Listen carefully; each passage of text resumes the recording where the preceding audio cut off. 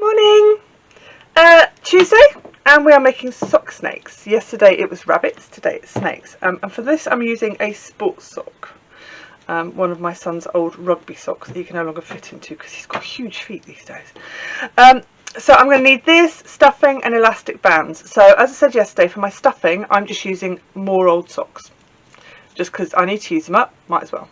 Okay, so I'm going to tilt you down so you can watch what I'm doing. This was really simple, so hopefully knock this one out of the park. So I'm going to use a bigger sock because I want his head to be bigger initially. So I'm going to use one of my slightly chunkier socks for his head, and I'm actually just going to make it a little bit rounder. I'm going to put it inside another sock. Believe it or not, none of these socks are pairs, and I don't mind wearing odd socks as long as they're the same style. That makes sense? But I can't wear different styles of sock at the same time. It just feels wrong. I feel like I should limp when I do it. So by putting it inside another sock, I've kind of made it more ball-like. And then I kind of give it a little bit of a squish around. Okay, so that's going to be my head. So I'm going to push it right down to the bottom of the sock. Now there's no rice in this one today. Ooh, there we go. So that is going to be the head. Now at this point you can put an elastic band around it, or you can use a piece of string, whichever you prefer. I'm going to use a piece of string. In fact, no, I'm not going to use an elastic band. I thought I was running out, but I've just realised I've just found another whole pile of them.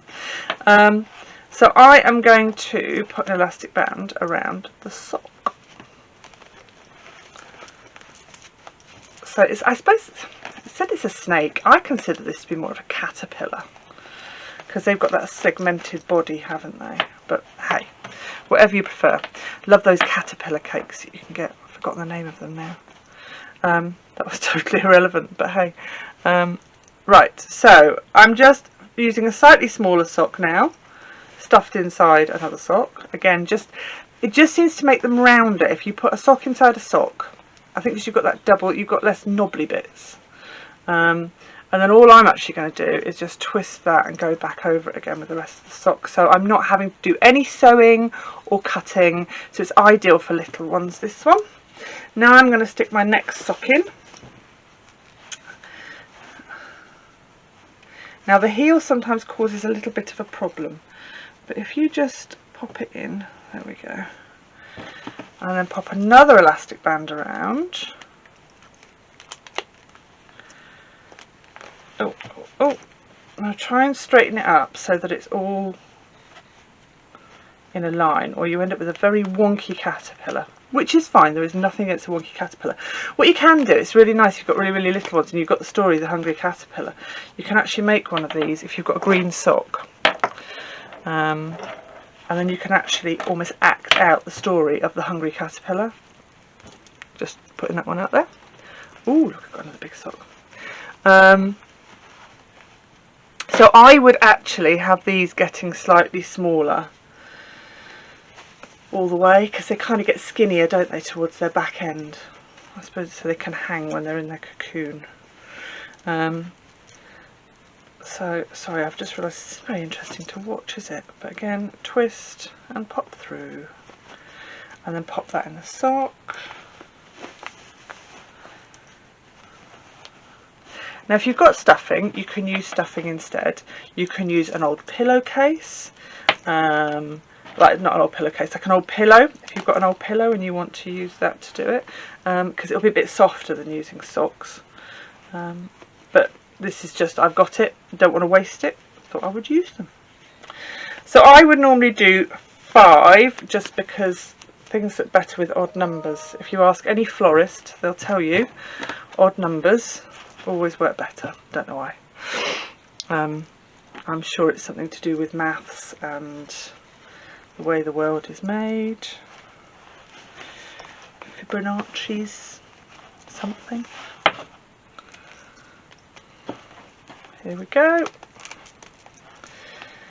Now on this one you can put legs on it if you want to. You can make little cardboard legs, but I say if you're trying to make it child friendly, I would just leave it like this.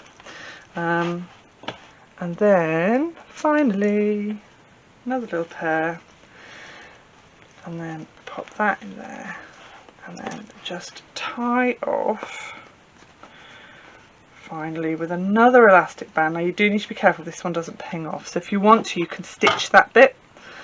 I would just... Now there is another alternative way of doing this, which is go halfway, twist your sock and go back over. Does that make sense? But I just wanted to keep it simple. And at this point I would take the bits of hay off the sock, which is clean, honest. And this is a point at which I would just stick a little face on the front of it. And you end up with quite a cute little caterpillar. And you can put a hat on him and shoes on him. It's entirely up to you. If you want to get really, really creative, there is no reason why you can't make a big pair of cardboard wings.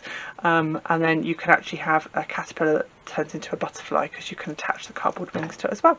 So, today's tutorial, sock caterpillars. Tomorrow I will see you for making a snowman. Which I know it's not Christmas, but hey, let's embrace this at the moment, okay? The bad weather. Right, I will see you tomorrow. Bye.